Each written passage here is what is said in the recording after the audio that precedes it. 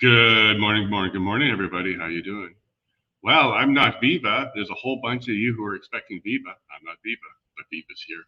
I'd like to thank Viva, first of all, for allowing us to go ahead and stream and join our show this morning. If you're wondering who we are the Coutts Four team who are exploring the political prisoners here in Alberta and the entire situation around them. You get to see them right here. We got Jerry, Tony, Chris Leipzig, and Chris Carbert. And what we're doing here is we're trying to bring the truth to everybody. They're in trial this week. They get to start at 2 p.m. today on Monday. We get to start a trial. So we're here to find out what's going on, bring this information to you, and have a good chat about it. And today we got the pleasure of having Viva Frei join us, and we also have Faulkner from True North joining us. So we get to talk about the details, what's out there, what's not out there, and get some of the stuff correct. I was on Viva just a couple of days ago, and as a good, responsible journalist, I made a couple errors. And we don't like fake news, not at all. So we're cleaning up. This is going to be the Correct the Record episode where we go ahead and touch on the items that we got wrong. And for starters, I got my own age wrong. Okay, we make mistakes as journalists. So yeah, we'll be correcting that as well. We have Donald Best joining us. We have Granny Mackay, and we also have Danielle, who's going to be making sure we get all the facts straight. And we got some breaking news. We were going through Danielle's notes last night, and there was a particular thing that happened that she wasn't quite sure about the terminology, but then when she shared it with me, it's amazing news. So we'll be breaking that with you this morning as well. Now, are you aware of the Coutts Four? If you're not, if you're on Viva's channel, you might not know who it is. But these are four gentlemen who were arrested during the Coutts blockade, and they were charged with conspiracy to commit murder, among other charges. And they're still currently being held. This is day 526 of being held in remand, which is a type of purgatory, because it's not prison, it's before prison. And it's a little bit harsher, a little bit less set up for living. And that's where they are right now for 526 days. And what we're doing here is we're trying to get the truth out, because for quite some time, the media said that there was a media ban. We looked into it. We're now doing our 21st episode on this particular matter, because there is no media ban. There's a publication ban on a couple items, but not a straight up media ban. So thanks to Viva and Newsweek and others and True North who's joining us today, we're able to get this information out. Now, what I'm going to do is I'm going to go ahead and bring in the core team, and then we'll bring our guests in. So good morning, Granny. Good morning, Donald. Morning. And good morning, Danielle. How's everybody today? Well, I haven't had my coffee yet. Okay, you're in a different location. You heard my story. 3 a.m. I'm sorry. Yeah. I'm not as bad as Donald, but I got some go-go juice. So. Well, it looks like three of us are not in our normal location. So I'm not in my studio. So I'm on the road. I'm in Lethbridge. I'm normally up in my fifth wheel that has a studio. Granny, you're in a car, so you're not at home either. So you're down here in Lethbridge. Yes, I am. And then Danielle, you're outside, but you're home. Is that your home? No, I'm in Lethbridge. So look at that. Three of us traveled to Lethbridge. Don, you're not in Lethbridge, are you? No, but you know my story. We looked at each other last night and said at about 10 o'clock, we're responsible human beings. We can watch just the first episode of the new Indian detective series, and then we'll go to bed. Honest. Yeah, how'd that work out? You saw my 3 a.m. email. Yeah, okay. Yeah, you're researching, right? That's research for another story. Research, more coffee. Indian cop series. You got me. Excellent. Well, good morning, Don. Thanks for being here. So we're going to go ahead and bring in Faulkner from True North Media, and then I'll change the screen up a little bit. And good morning, Viva Frei, who happens to be in Canada right now. Good morning, Viva. How's it going? Morning. Good morning. It's an early one for you, right? It's earlier than normal, but Jason, just check your mic. You might be not on your Shure mic. Oh, thank you. Let me check that right now. It's possible. I don't know. The sound is good enough. It's just You're correct. You're correct. Well, I read the private chat. It was someone else. Someone else picked it up. I am. There we go. How's that? Is that much better? And Harrison. So first of all, Granny, we met and we've been texting each other, and I have not put two and two together because I didn't have your contact as a saved contact in my phone. You are the person. Yes, we actually met in Ottawa. No, that much I recollect vaguely. There were a lot of people there. I remember Harrison. I definitely ran into Harrison a couple of times at various protests. Good to see you again, Viva. The same. And good morning, Harrison. Thank you for joining us. And you reached out to us a few days ago. You created a video where you're starting to talk with the Coutts again. So thank you very much for reaching out. Of course. Well, thank you guys for covering this so diligently and being in communication with these four men. It's the kind of thing that, although we didn't spend as much time covering it leading up to this week, now, if ever, is the time to really pay attention to this. So thanks for having me on. Happy to chat with what's going on. Thank you very much for joining us. And then Donald, thanks for joining us as well. Do you want to kind of give people a little update on who you are? There's a big audience here who may not know who you are yet. Sure. I'm a former sergeant detective with the Toronto Police. And then I spent about 20 years as a private investigator and traveling the world, doing undercover jobs against organized crime, same as I did when I was a police officer.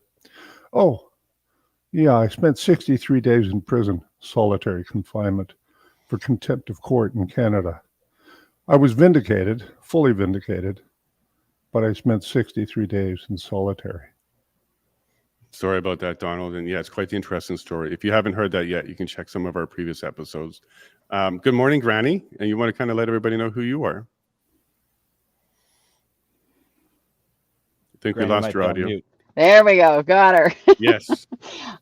Well, I ended up being I call myself the surrogate to the four men that are in jail. I became the grandma that was screaming from everywhere in every corner of Canada trying to get attention for our, and I do say they are our four Alberta family men. We will get them back. So if you can share, and keep sharing and sharing until they get out. So thank you. And Yeah. And then Danielle, Granny's never normally tongue-tied. That's pretty interesting. So Danielle, you're on mute. And good morning, Danielle. You want to let everybody know who you Good are? morning. Just to make it easy for you, there's 1.1 thousand people watching on Viva's channel. And I'm like half awake. Good morning. everybody. Yeah. I've known Tony my whole life, and we were in contact in Coutts, and when he didn't come home after everybody else did, it just kind of sparked something in me where I just had to find out what the truth was, and got to know the other families, and from day one just started kind of documenting everything I could and getting involved in that way, and recently kind of pulled everything that I had together and started sharing more, and sat in court and took notes the whole time and really got kind of involved in learning about the law and what was normal in this and what wasn't normal in this. And it's been, I don't know how else to describe it. It just kind of snowballed from the second he didn't answer my text on February 14th. So here we are. It's incredible. Yeah, and to let everybody know.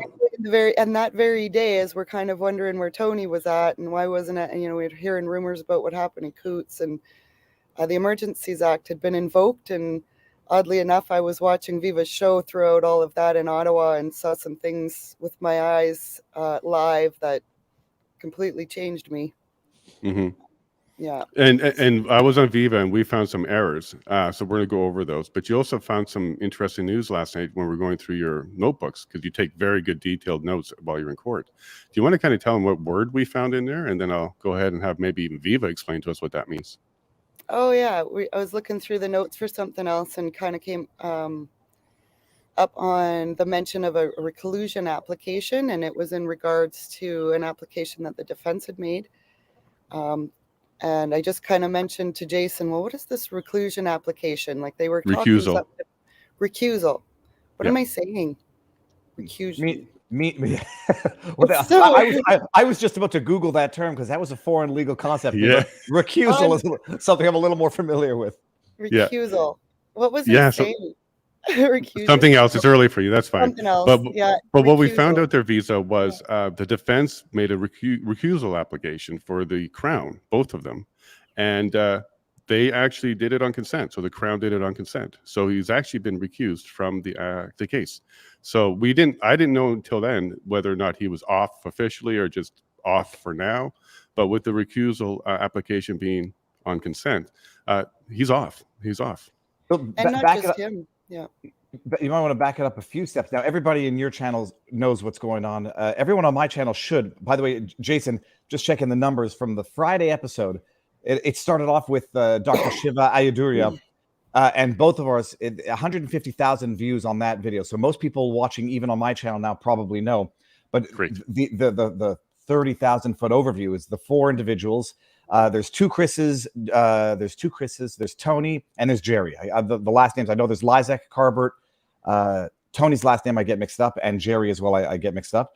4 men who were accused with conspiracy to commit murder back at the Coutts blockade in Alberta, back in the early days of the protest, have been of the Ottawa blockade, have been in jail since.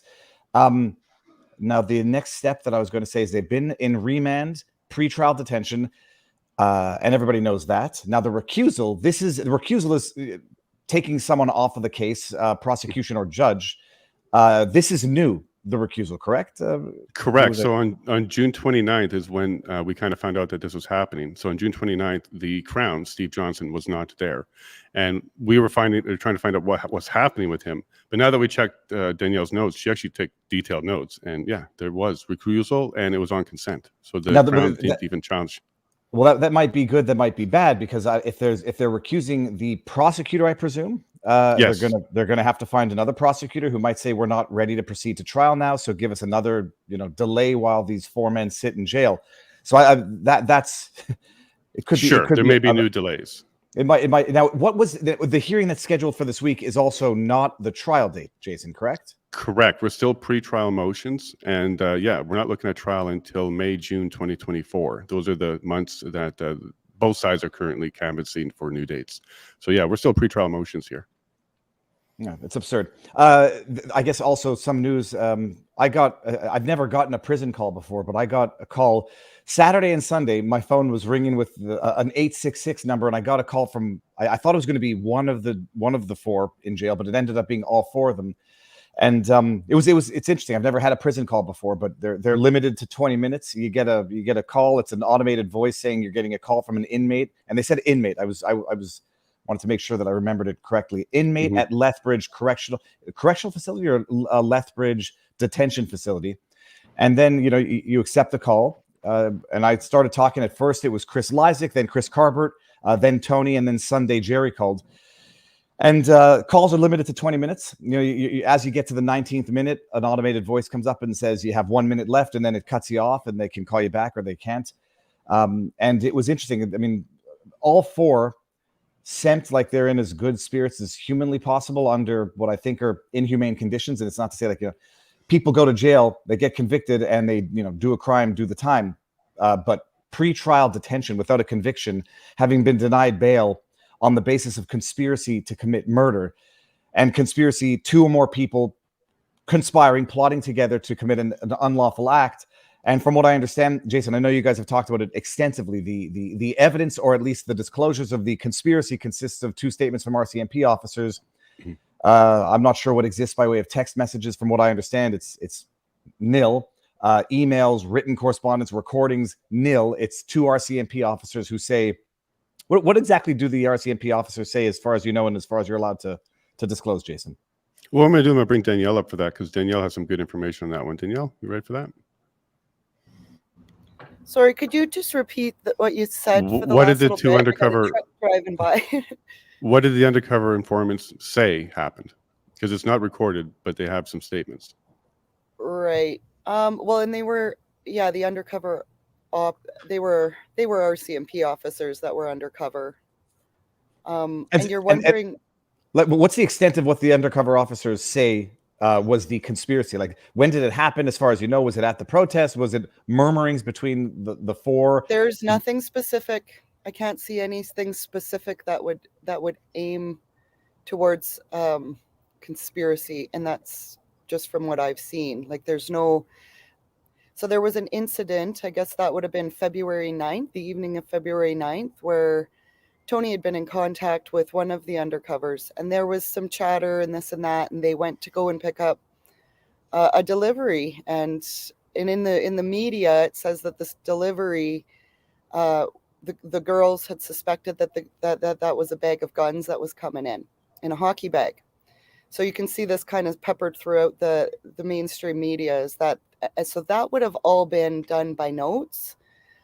This incident would have happened kind of around February 9th. So something I found interesting is the media really painted it like this picture where there was going to be this exchange out of Coutts. It sounded kind of like, I don't know, even I had it pictured in my head like this dark railroad track, and nobody's around, because the undercovers, before going in and seeing what things needed to be helped move in. So you got to understand, in Coutts, they were all blocked off. There was checkpoints, people weren't allowed in. So when you needed supplies coming in, people had to drive to the checkpoint locations and walk everything across and in, and somehow get it back into where it needed to be, and into the protest area. So it was a lot of work whenever something got delivered into the area. So I had that picture in my head that the girls had been writing notes about this incident where they were supposed to go and help deliver something in,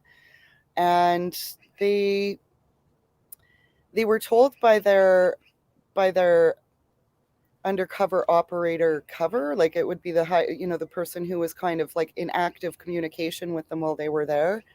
They were told to leave before actually going and doing the delivery of guns, right? So and I thought, well, I guess that kind of makes sense. If they were unarmed and they're, it's dark and it's late at night and they're scared, well, maybe that kind of made sense that they would have been told to kind of take off.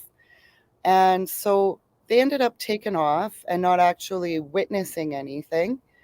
And I did kind of learn later down the road that the point, then I learned about this checkpoint that they had been to. So it wasn't just some dark, railroad track kind of scenario that had been painted. It was an actual armed checkpoint. And if you see videos of Coutts, like, they're heavily armed checkpoints. There's cops everywhere. They're all ready, like, they're not, it was quite apparent that there was something going on there. So when I learned that, I thought it was very odd that they would have been told, A, to turn around and leave, and then B, that none of those checkpoint officers were notified to go and check out this alleged hockey bag full of guns. So nothing was ever witnessed. Nothing was reported along the chain into the other teams, I don't believe. Because otherwise, like, why wouldn't somebody have said to these checkpoint officers like that? I'm mad about that. I'm like, well, if you really honestly suspected this his hockey bag full of guns was about to come in, you just took off. And so, like, that makes me feel unsafe. That would have made me feel unsafe if I would have been in the protest and you legitimately just did that, right? And those officers' lives could have been at stake. There was an easy answer to all of that. You could have had those heavily armed men and women, that had protection on to go and check the bags. But so from that incident, that was evening of February 9th. She was briefed they were briefed the next day. It was the evening of February 10th at a briefing around 6 p.m. that the officers were briefed and kind of mentioned, oh yeah, this kind of happened last night.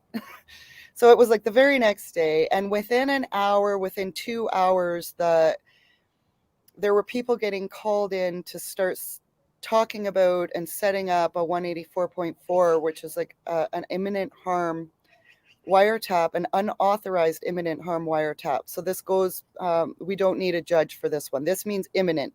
This means something's happening right now. And if you look it up, it kind of says, bomb threats, child abductions, imminent things that are happening right now where we can't go look for a judge. This is crazy. Let's just do it. So yeah, like a day later, they start talking, over 24 hours later, they start talking about imminent harm and let's go over this, judge, let's go over the So system. this will be on February 10th? This is the evening of February 10th, and the first wiretaps were put on Tony and Chris Carbert early morning. We figure about 5:30 in the morning, kind of on February 11th. And then another one of the men the following day, and another one the day after that again. So there's a judge available in Alberta 24/7. And they were able to get a judge's signature on February 13th, the day they applied for the search warrant at Joanne Pearson's house. They got one for that day when they applied for it that day, right?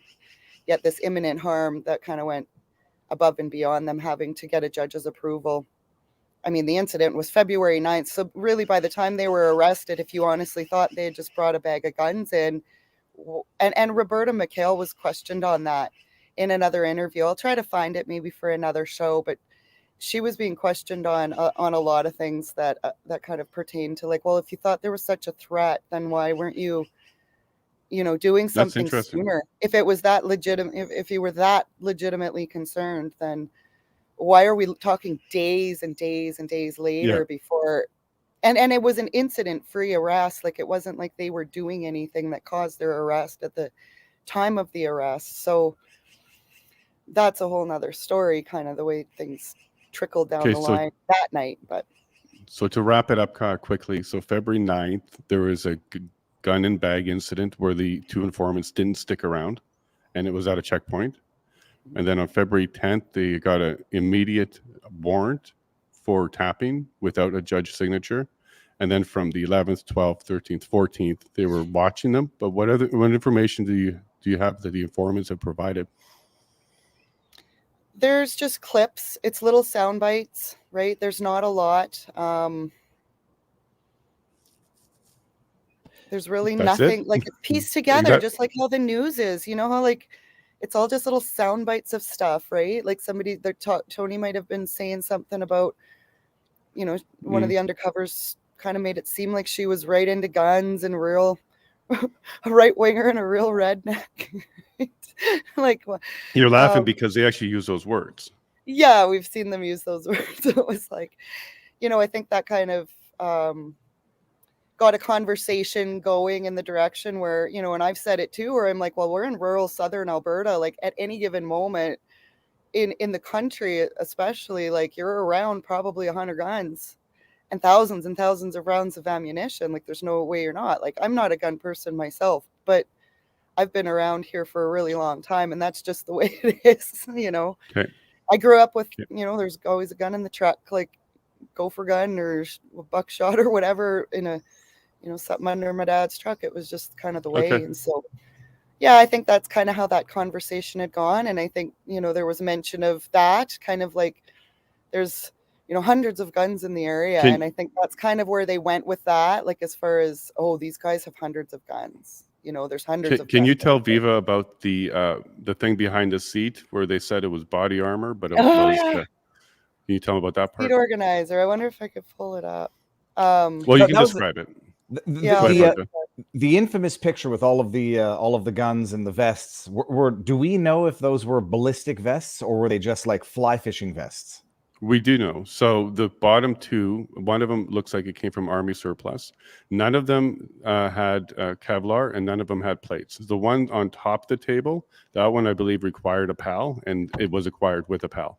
So it was acquired legally. Again, for those who might not be too familiar with this, that infamous picture that was posted all over the CBC of all of the cache of weapons, or I should say the cache of firearms, and these vests, and the one that had the diagolon patch on the top. Like, I don't know everything. In fact, I know very little about certain things, but some of those vests look like they could have just as easily been fly fishing vests with pockets and you put stuff in them. And the suggestion at the time was that this was a cache of weapons, unlawful weapons, although it seems that only one was potentially unlawful. And then the other ones required licenses and the other ones were unrestricted. But that those vests were not what we, in Canada, for those who don't know also, you cannot own bulletproof vests. So I'm fairly certain that's true. I'm going to double check in a second. But those were not even ballistic vests as far as it went. One of them required a license and was procured with a license. Correct. And in Alberta, you do need a permit to own them if they are ballistic, but you can get the non-ballistic ones as well. But yeah, you can legally get them in Alberta, even if they have plates. You just need a permit for it and a reason, really. So it is available. But none of them had that permit. None of them needed it. They were just, and they're used in hunting a lot. They use these vests a lot in hunting as well.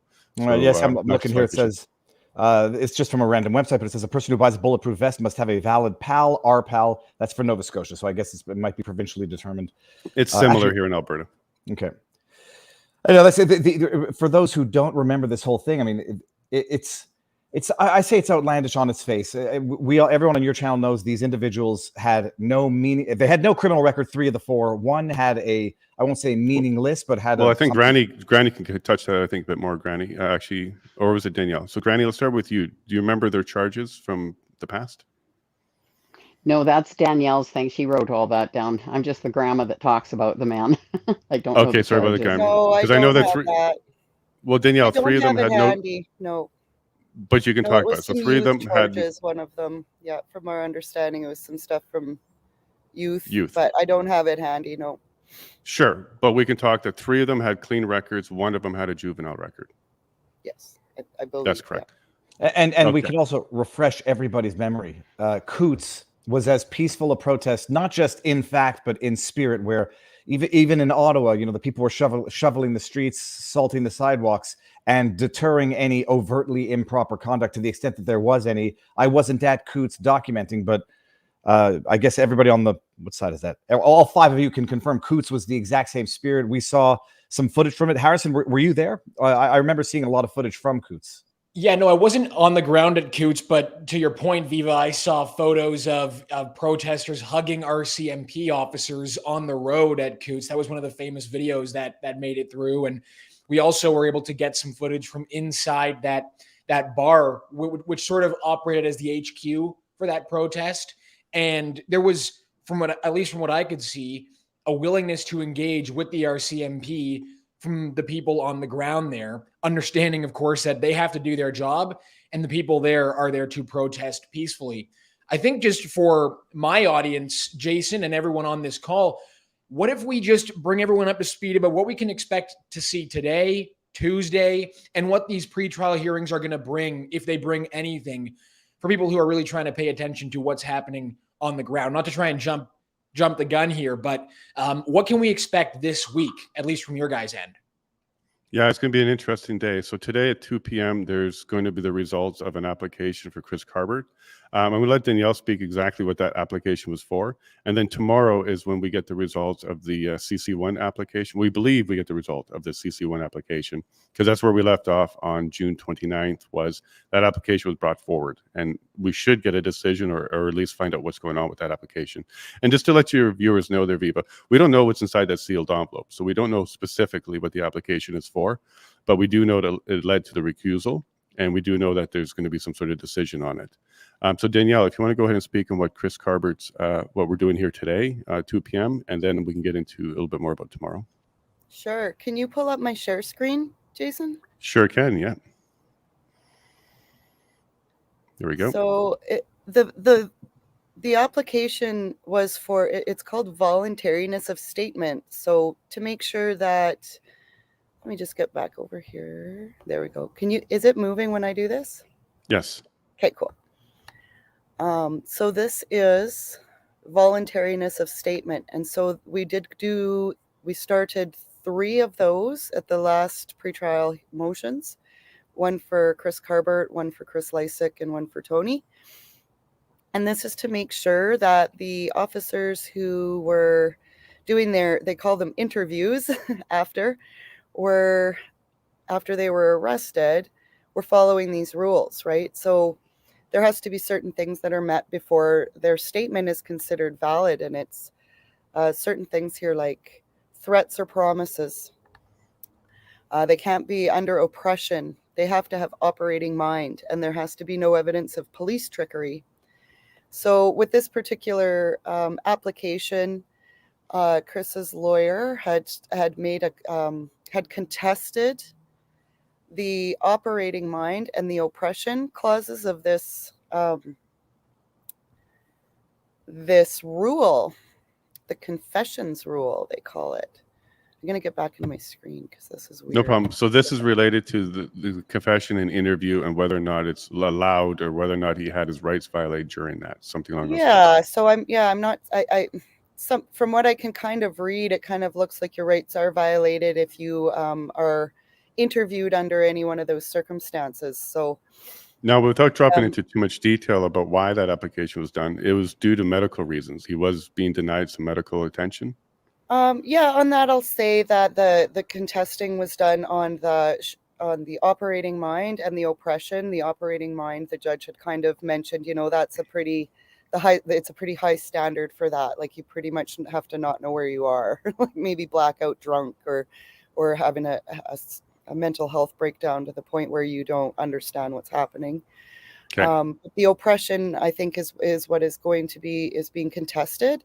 So we're up to the point right now where witnesses have spoken, the cross-examinations have been done, and the closing arguments are completed.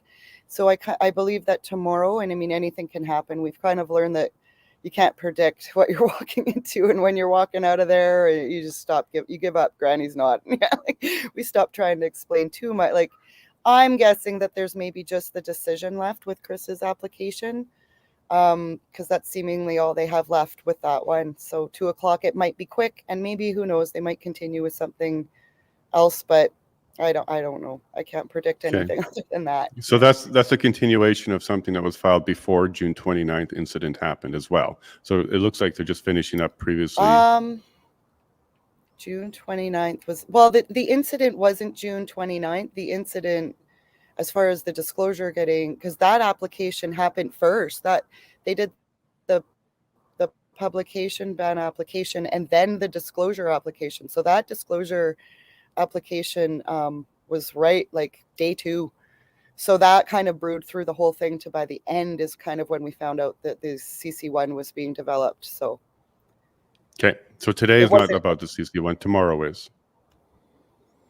Tomorrow is not about the CC1. Tomorrow's to probably the judge's ruling on the oppression clause of that voluntariness application. That's today. Oh, that's today. Oh my gosh. Right. Yeah, that's today. So the oppression decision is today. Yes, sorry. At 2:00. Yeah. And then tomorrow, the Tuesday, is when they're doing the CC1. Yes, correct. Okay. At 10 Okay. o'clock. So now we're on track there, Harrison. So Harrison. Yeah. Yeah. So I've got 2 questions just about the process. I know that you've mentioned on a few shows, Jason, that the decision to go to trial potentially, obviously we don't know the trial date, but the decision to go to trial potentially as late as June of next year has been agreed upon on both sides. Could you explain a bit about why the defense would want to spend that amount of time as well, keeping the trial date that late? Yeah, no, the defense is not asking for any delays at this point. That would be the court creating that delay, not even the prosecutor. So the court is the one that has to provide the scheduling, and that's when they have some availability. So it's not the defense slowing anything down, or even the Crown at this point. It's the court, and it's too bad that they can't schedule faster. I can't comment on why, but the defense is not asking for more time. They're ready to go. Danielle, is that correct? Well, the problem is too, like, there's a lot of applications made. So at the beginning of this pretrial motions, like at the beginning of those 3 weeks, even there was 15 applications submitted, and now there's something like over 50. So I think the more that, the lead lawyer has kind of like been digging into stuff, the more that's coming up. And unfortunately in this system, like, there isn't some magic king that comes in and says, oh, Crown, you did it this and that's not right, and that's a charter breach, so away you go. Like, you have to make applications and pay your lawyer and go through the process to make those things even come to light. So I think for me, it's really made me realize, like, how many things never come to light because the accused just simply has a poor lawyer or can't afford to keep paying for applications, that kind of way. They do try to dry out. They try to hope that after 500 plus days, nobody's got any money, nobody's got any energy, everybody's burnt out, your family's burnt out, and not hoping for. I don't think they didn't think we were going to be here. That's my opinion. I don't think they're trying to get a deal, are they? You think? Deal? No deals. I'm just looking up. I'm trying to refresh my memory in criminal law. What the unreasonable delay is after which you can 30 months. 30 months. Now I'm looking at some criteria say 18 months, but people have to appreciate, like, what makes these delays unconscious. First of all, for a relatively, I won't say this is relatively simple charges. It seems to be relatively simple. There's 4 people and the charges is conspiracy. It seems all the evidence they had would be evidence that they had up until detention. So it's not like the last, what are we now? 19 months. It's not like they've gathered much new evidence after detention for Yes, conspiracy to they commit have. murder. Yes, they have. They have. Sorry, go ahead. Well, flesh that out.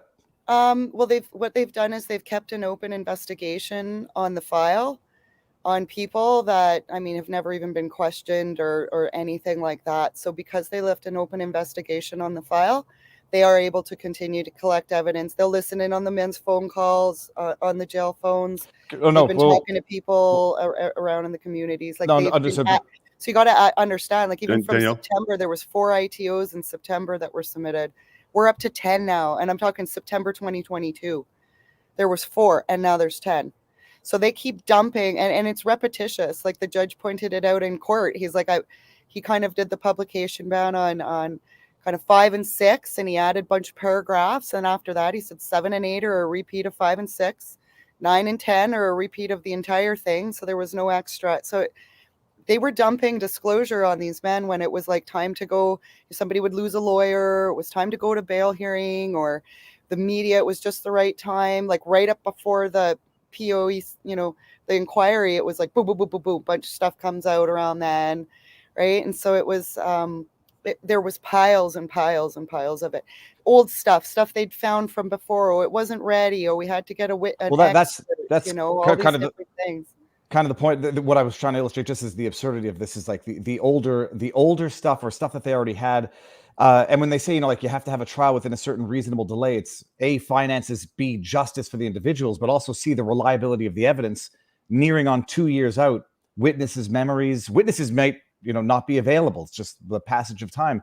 And in the interim, just so people understand how absolutely absurd this is, they had the public order emergency. The POEC is the public order emergency commission. The government had its entire trial on the invocation of the Emergencies Act, which was predicated on the conspiracy to commit murder in Coutts. They had that. How long was it? It was two months, that POEC, give or take. They had that it was 6 weeks. Yeah, 6 weeks. They had that entire trial. They drafted the findings. Commissioner Rouleau drafted his, I don't know how many hundreds of pages or thousands it was, 4 volumes. They did that. Can't have a trial for 4 defendants who have been locked up in pretrial detention. That's what really the world has to take away from this. In DC, you got your January 6th gulags, where you have people who had been detained for 2 years on some of them might have been violence related charges, others were not. Pretrial detention, denied bail, and I think I can anticipate why these 4 men were denied bail by this system. But who would be the best to answer as to why the rationale of them being denied bail was flight risk or danger risk? Danger risk. It was danger risk. And it was the same stuff that was used for the POEC. So it was in camera. So we don't really have that full information, but it would be the same thing that Rouleau based his opinion on how dangerous that the Coutts situation would have been. So it was not flight risk. It was based on community danger, and we don't see that danger. They don't have any previous record. They're not dangerous men.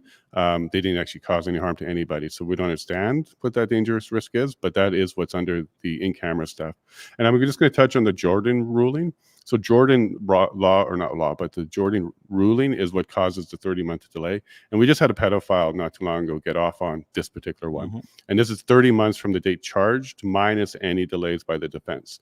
So whatever it takes minus the delay of the defense, if it's 30 months, you're out.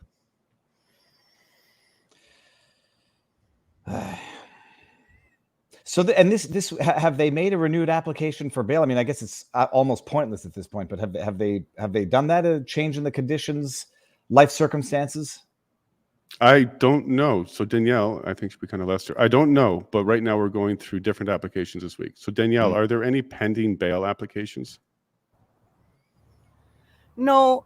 2 of the men went for bail reviews recently, so just before, I guess it would have been a few months ago now, and that was an unfortunate story. They ended up going through the entire process, paying their lawyers to kind of put through these applications, spent a good month kind of getting everything together, and got in front of the judge, and the judge says, well, this is a bail review. You have to go back to your original judge that denied the bail for this bail review. So they both lost a lot of money and a lot of time.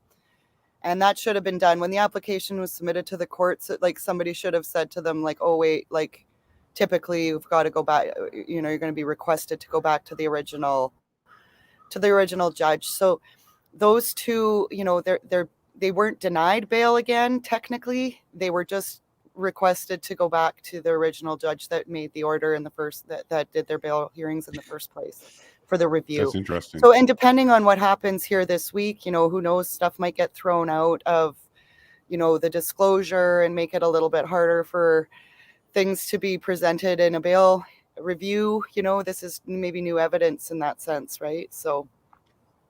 Okay. So yeah, so not denied is just delayed. Correct. Well, Redirected.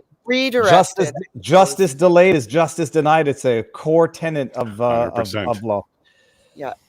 And I could talk about. I won't get into the details of what we talked about on the phone. I presume, you know, I forgot to mention, when you get the call from the Lethbridge Correctional or whatever detention facility, it says no three-way calls. It reminds you of that twice. So it comes out and says no three-way calls, and then louder, no three-way calls. And it says that this call could be monitored. And I presume it was. I think it says will be monitored, not could be. No, I think it said could be, because if it said would be, will be, I would have recorded it myself on my end. Okay. But I didn't. Now I should. Oh gosh! Now the government knows I didn't record it. So I'm sitting there talking to the guys, and like, you know, my concern is, I think they presume and also know that it's going to be surveilled, and you know, whatever they say can and will be used against them in Justin Trudeau's court of law. I spoke with Chris Carbert first, Chris Lysak, Tony, then Jerry, and they sounded up in good spirits. I don't know how. It's an amazing thing. Like your world becomes that microcosm in which you live. And I asked, you know, what they do on a daily basis.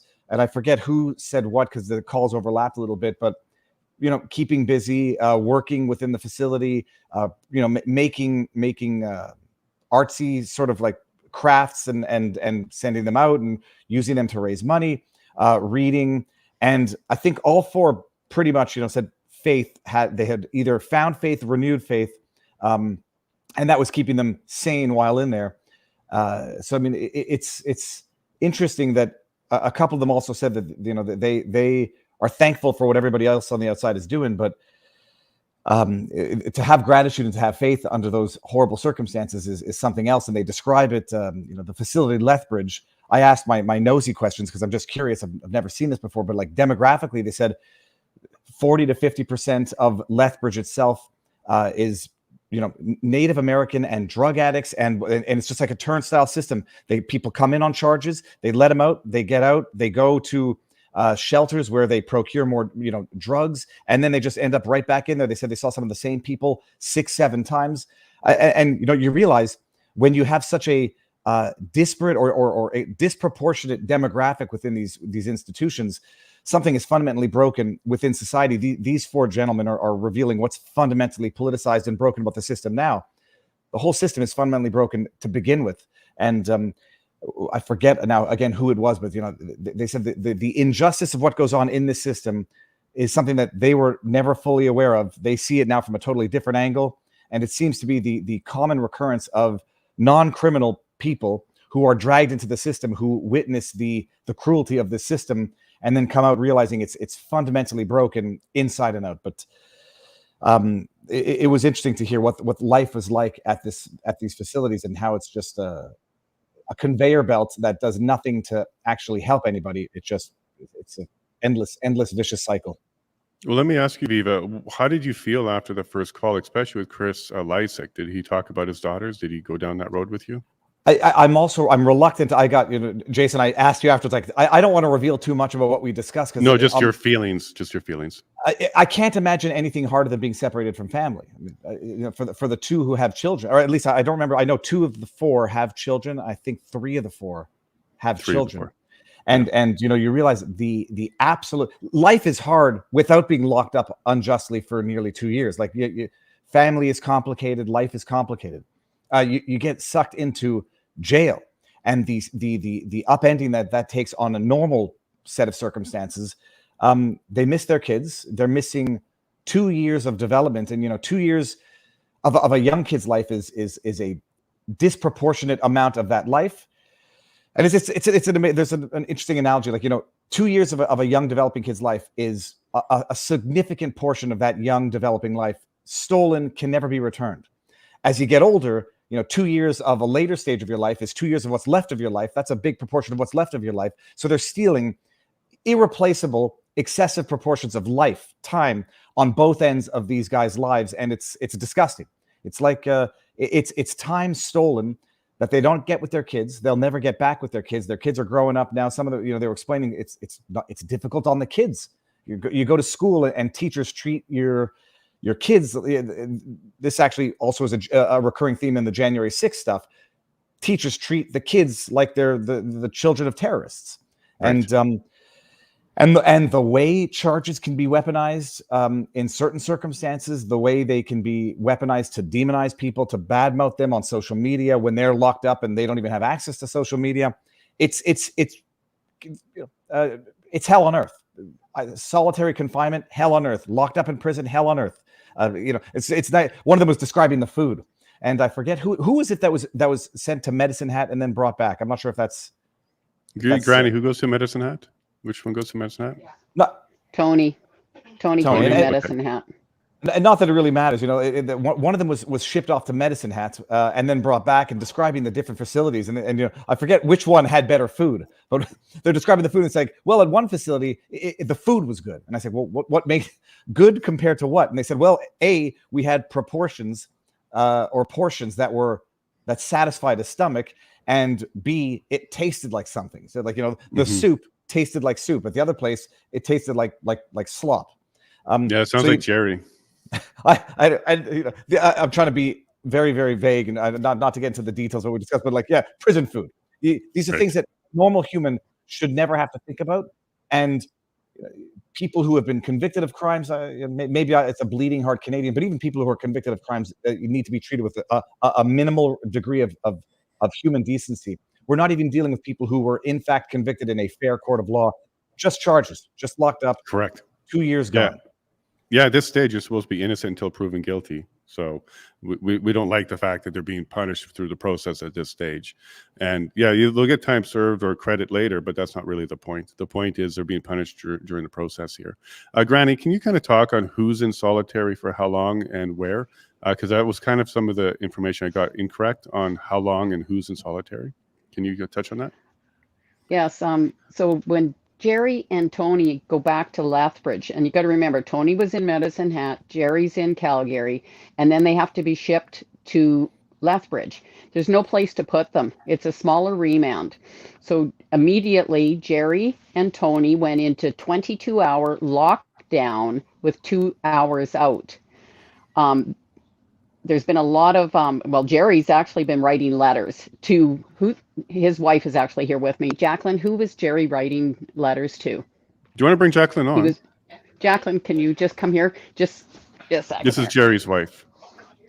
Yeah, she, there we go. Scooch in here and we'll cuddle up. There we go. Good morning, Jacqueline. Good morning. Just a second here. If you turn your phone, Granny, it will help. A second here. Just plug that in. Testing. Can you hear me? Can you have Granny turn her phone horizontal? Can you hear? Can you turn it horizontal this way so that they can see us both? I don't know if it'll work that way. Try it. It will. Can you? It'll auto rotate. Oh, we're upside down. Fantastic. There you go. Well, You're good. You're good. No. It'll catch up. Go ahead and start talking. Oh, it's not. That's all right. Honestly. Ceases kicking in on again. My face and this morning. You got me in my pen. Heaven's sakes. Oh. Now we're lost. Oh. All right, ladies, we can hear you. You can just start. Yeah, talking. so Jerry was writing letters. Oh, are we good? Yeah, we still hear you.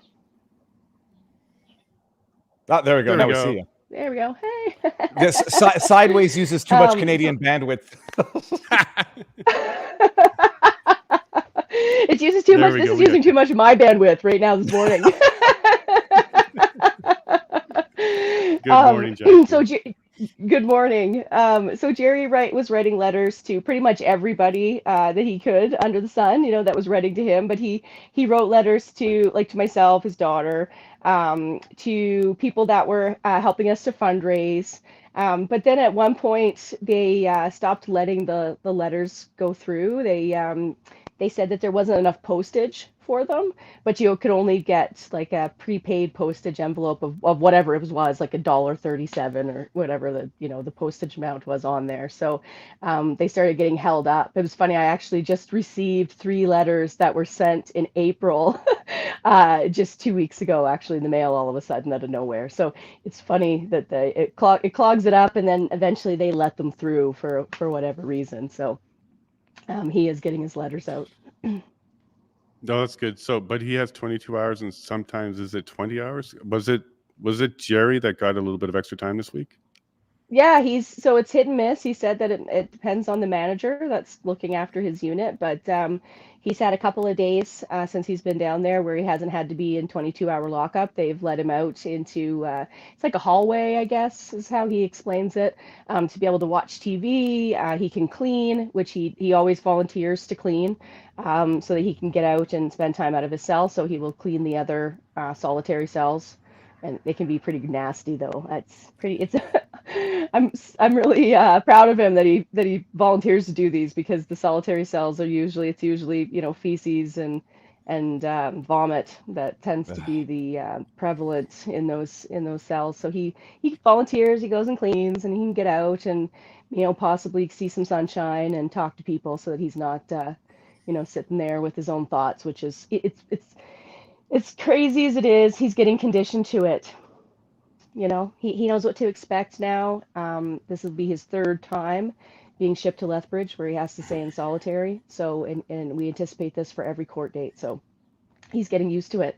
But I mean, the mental fortitude that he's building going through this is, you're not going to get it anywhere else, I guess. So, Yeah. We're proud of him, because, he handles it very well. And, like I said, it's building strength in him. So he's way less shaken up about it this time, which is very helpful for everyone, for him and all of us. Because yeah, that's not something we're supposed to get used to, eh, Viva?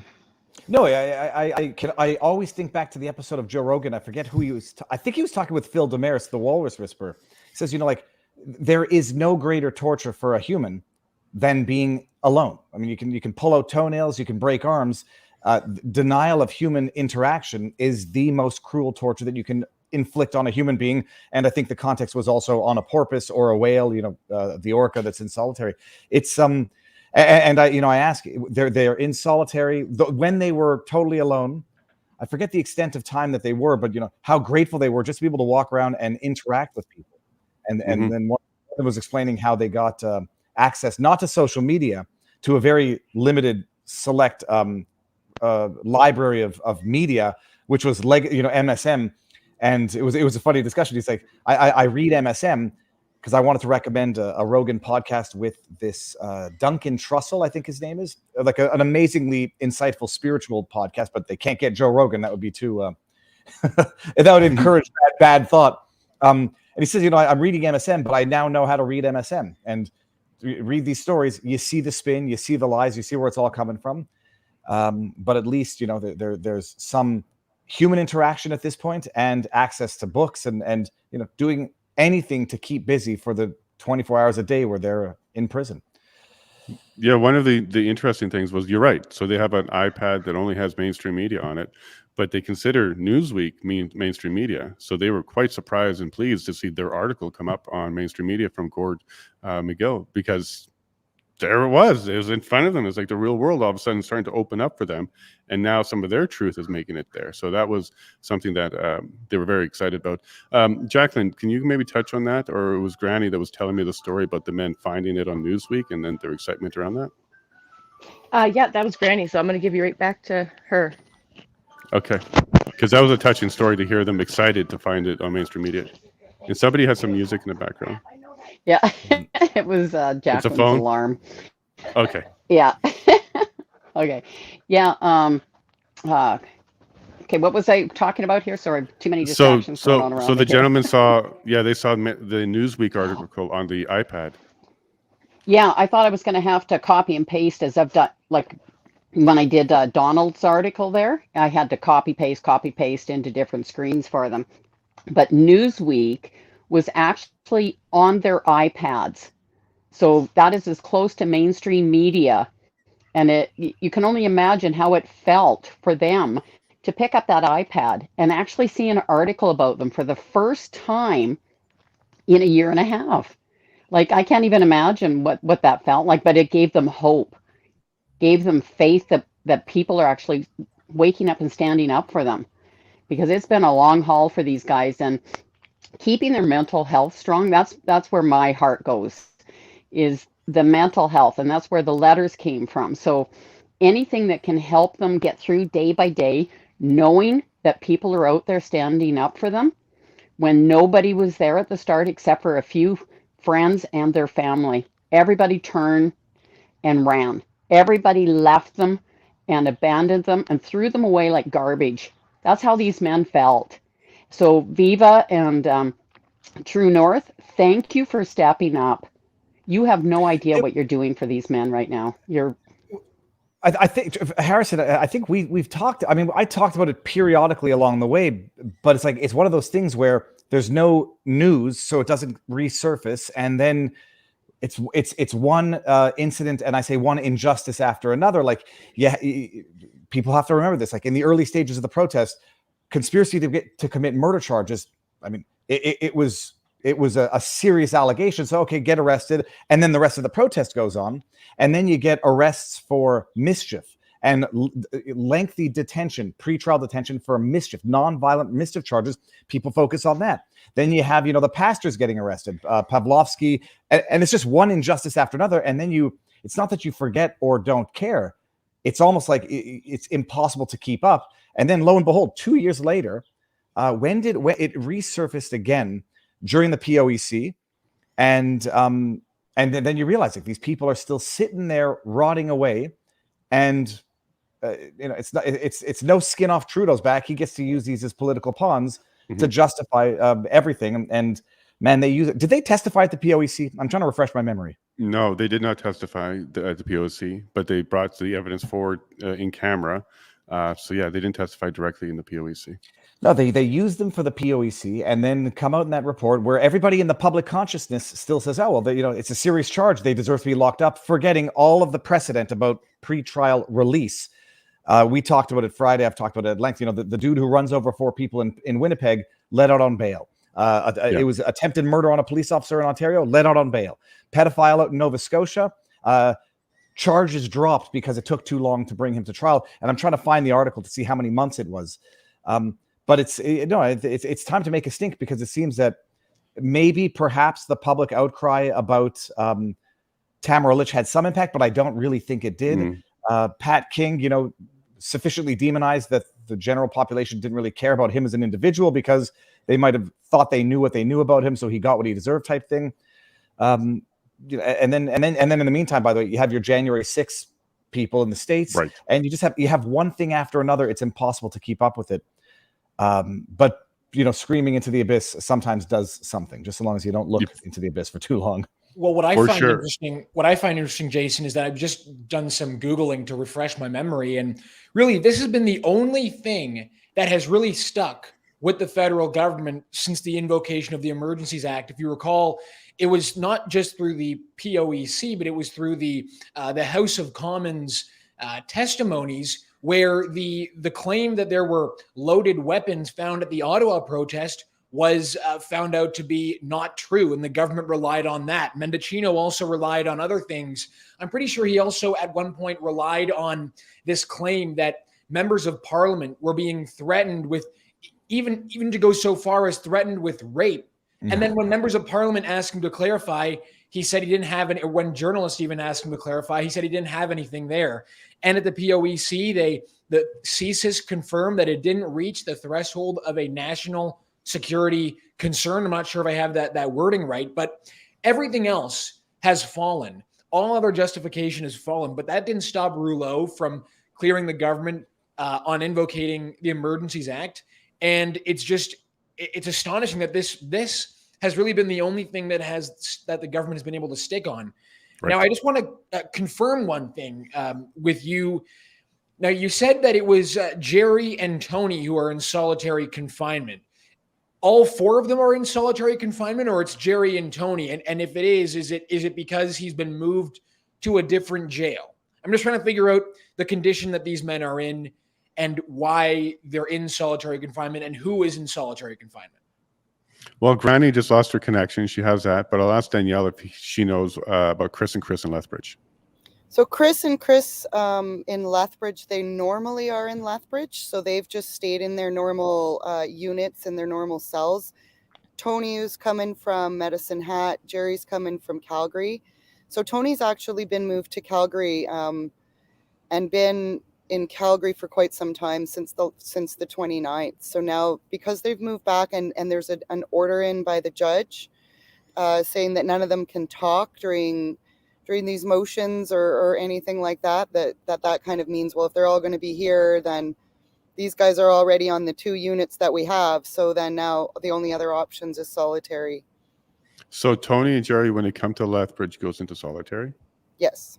And they were in solitary for, so they got moved into Lethbridge about a week before those 3 weeks of pretrials. So June 12th, I guess that would have started. Is that right? June 12th.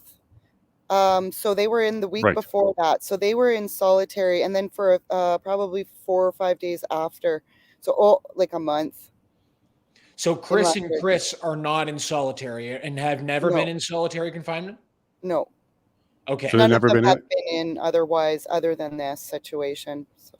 As far as I remember, I spoke to the 4 on the weekend. None were in solitary. The issue is that they can't interact with one another. So when they go for hearings, it's effectively solitary.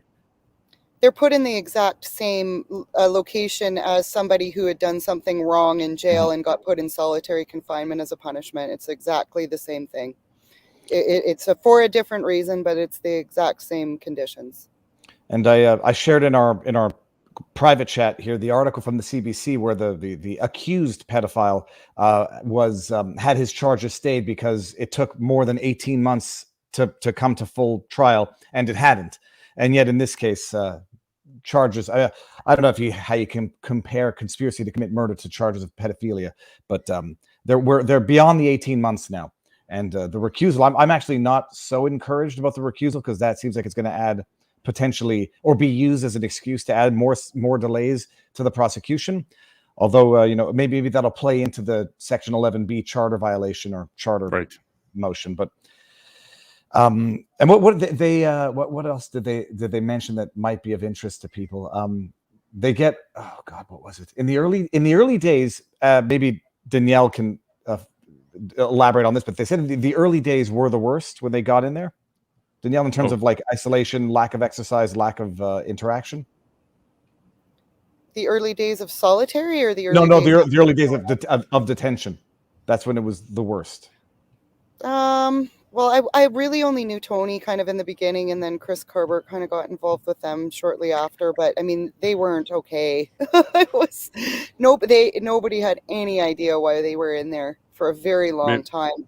It was adjournment after adjournment. I'm not so sure the conditions are any different than they are now. But Medicine Hat apparently is the nicer. Tony says the guards are nicer. He's got a window. The food's better.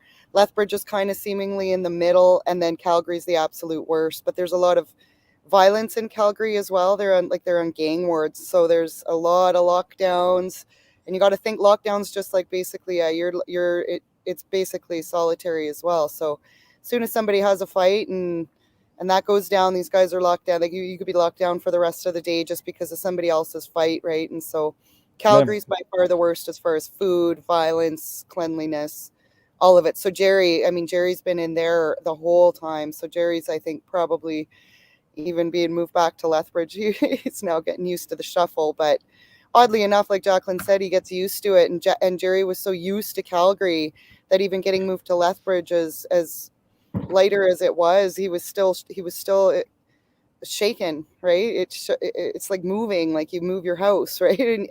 And you don't have your stuff, and you don't know anybody around you all of a sudden. So it shook Tony up really bad to get moved from Medicine Hat, which was the nicest facility, to shouldn't say nicest facility, but the easier facility, lesser disgusting.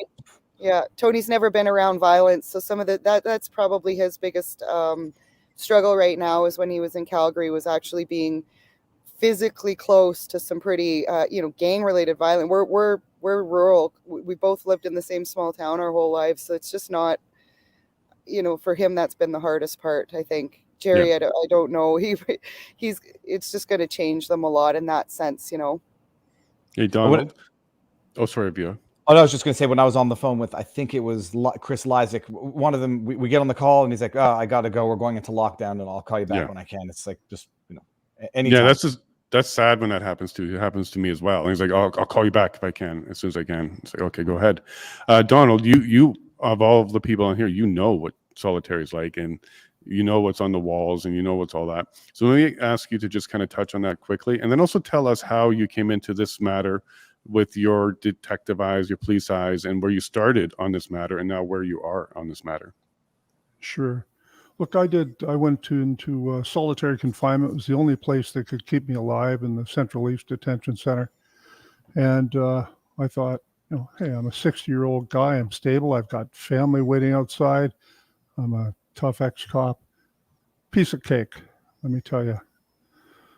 They closed that door on me, and there was nothing but feces and blood and the tortured writing of years of people. And we have replaced our psychiatric hospital system with the prison.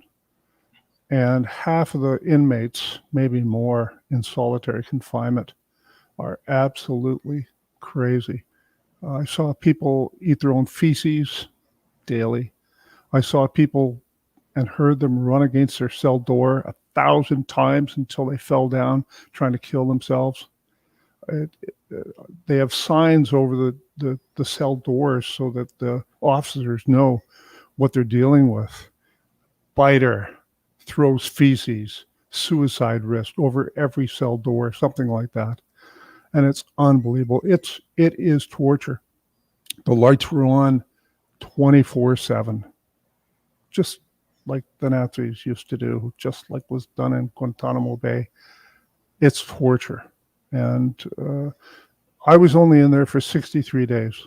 That's nothing. When you come out, you're changed. And I don't mean you're crazy or you have PTSD or something like that. Even if you're stable, you come out, you have a different appreciation of everything. And so that's what that did to me. Okay, I was vindicated afterwards. The commissioner of the Ontario Provincial Police swore in an affidavit that one of his men took a bribe from 3 crooked lawyers to create false evidence against me, and a corrupt judge was involved in it too, and that's all sworn to. I was all vindicated. Great. I still did my time. So that's my time in solitary. How I came here, look, when these guys were arrested, these 4 men, they were terrorists. I saw the photo that everybody saw on February 14th, just mere hours after they were arrested and the search warrants were done. I'm looking at it right now. There's weapons laid out on the table. And I saw that and I thought, lock them up and throw away the key. Look, I have said, you're under arrest for murder twice in my career. And I just said, lock these guys up. But when Jason came to me 500 and some odd days later and said, they're still in jail and there's been no trial, I said, what? How could that possibly be? Because right now in Toronto, we have an accused cop killer out on bail. Everybody makes bail. So then I started taking a look at the case. First thing I saw was that photo that was shown to Parliament, so they would everybody would approve the Emergencies Act. It was all staged. They staged the photo because it was more important than professional evidence handling. Right in the middle of an ongoing investigation, and you can read that in my article. And it was they did not do fingerprints or DNA examinations on anything on this table.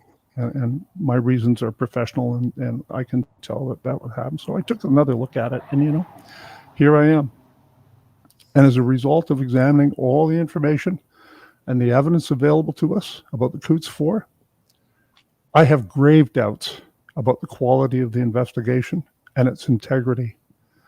And I believe that the investigation and the charges and the denial of bail to the Coutts Four, that's all motivated or impacted by a political agenda. And when you inject politics into policing, you just destroy justice. And that's where we are right here, right now, with these political prisoners. We haven't heard the evidence. I don't know if, each one of them is innocent of each of the charges. There's a number of charges, some small. I don't know that. But I know that they are political prisoners. That's my take. That's my professional opinion. And that's my personal opinion. And here we are, 500 and how many days later, where we have a cop killer out on bail with an ankle bracelet, and these men are still locked up. They're locked up. As far as I'm concerned, they're locked up for 3 reasons. One is to act as public evidence that the Emergency Act was justified, because these people are so dangerous. I'm going to bring up the photo of the guns for you, Don. You want to tell everybody why you think this is staged? Sure. Okay, well, first of all, if you're going to do a professional investigation, the first thing you do is you bag everything separately where it's found. And you keep it apart so that the evidence does not contaminate each other. Now, don't forget, we were told constantly that there were other people involved in this so-called conspiracy, and they didn't know the names of them, and they were searching to find that out. That was in the announcement when they announced their arrest in the morning of the February 14th, just before the Emergencies Act was invoked. And so they were looking for other people. Well, if you're looking for other people, you take care, because any one of these items on the table could have come from another person. So you bag it separately and you fingerprint it and you do DNA. You don't put it on the table beside something else where a hair or a flake of skin would get onto something else. You don't position firearms, long arms, as these are, Barrel up. fragilely against the table, where one bump of the table and they fall over. We have the RCMP. This is done in a garage, not an evidence facility. This is done for impact, for political impact. It is a staged photo. We have the RCMP in the back, so the car, so you know exactly who's responsible for this magnificent result, these terrorists. And that's what it is. Whoever's controlling this picture, can you zoom in on the machete on the bottom? Yes. The orange handle. I mean, just everybody, like, people. It's not zooming well. It's not Sorry. so well. No, but I mean, there's a gardening machete in there, or a camping machete. I mean, this when I first saw this, I have to remember the timeline. This is as much of a staged photo, like Donald is saying, as when the FBI came in and seized the classified documents from Trump, and in the middle of an investigation, flays it out on the floor, sends it or leaks it to the media. In this case, they just publish it so the media knows exactly what to do with it. And it's to taint public opinion, because people are going to look at this and see scary but absolutely lawful and unrestricted firearms. You go and you take the 2-day course, you can own these things. You don't know who they belong to. You hear there's 4 men and you see a cache of weapons. That's too much for 4 men to have. They must have been up to no good. And like Donald was saying, hypothetically, anybody else is involved in this and says, "Oh my goodness, I see something there that I can recognize. I'd better do something to go on the run." It's all preposterous, but it was all part of a PR campaign that was being aided and abetted with the aid of the government subsidized media, so they could make the whole public think these men were violent criminals, think that people were defacing monuments in Ottawa, that people were, urinating and defecating on the cenotaph in Ottawa. And they successfully convinced a general population to tolerate indefinite pretrial confinement, and not just of, I mean, look, a conspiracy to commit murder is one thing. They got them to accept it with Tamara Lich for nonviolent mischief charges, Pat King, Chris Barber, and the same twisted Kafkaesque logic where you have these politicized, judicial officials saying the public would lose faith in the administration of justice if we were to release these people. People arrested or charged with nonviolent mischief charges. It's ass backwards, the carriage in front of the horse, upside down clown world. But people have to understand this is not how anyone is supposed to do anything, especially when this was published in the context of a live investigation. Correct. It's transparently, superficially politicized nonsense. And Donald, you want to touch on how the Nova Scotia incident contrasts to this, and maybe talk about Brenda Lucky's involvement in that one? Absolutely. Okay. For those who don't know, we had a terrible mass murder. A man dressed as an RCMP officer with a phony RCMP car and drove throughout Nova Scotia, murdering people, including a police officer. And that was a horrific series of homicides, serial killer.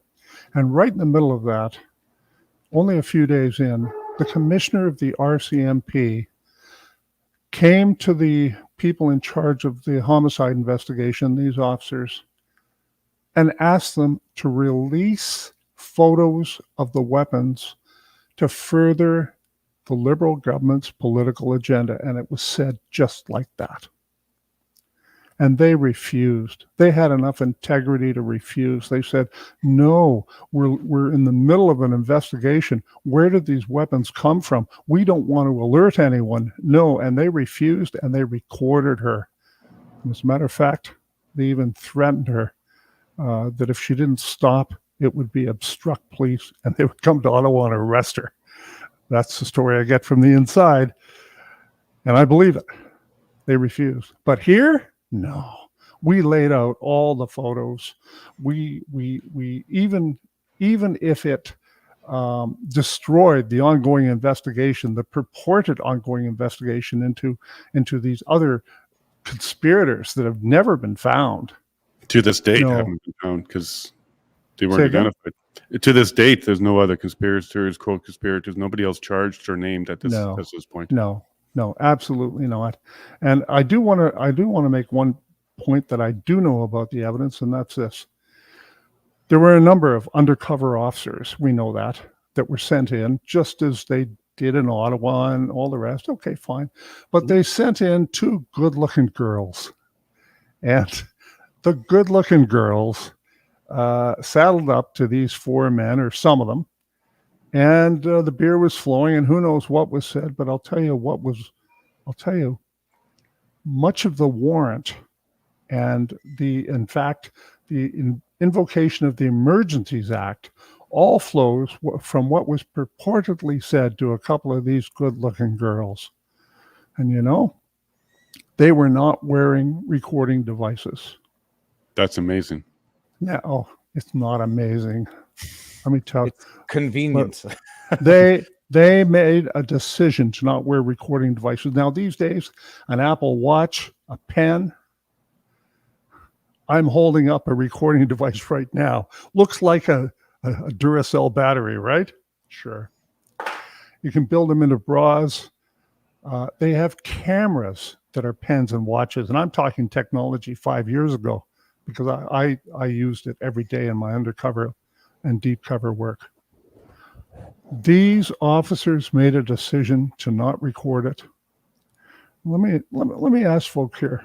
We've been at this for an hour and 20 minutes. Does anybody remember the third sentence that Viva said when he came on this show? I don't know, but I'm Give me the certain words. It had an What in is it it? for sure. Huh? What is it? It had an in it. That I don't know. What was the fourth thing that Granny said? Give me your words. Thesis You is can't. connecting is messing up my connection. You cannot. No, And you need to record. it's called. Oh, am I still there? Yes. Yep. Okay. Look, I am not saying that they deliberately lied. I don't know that. Okay. but they deliberately made a decision to not record it.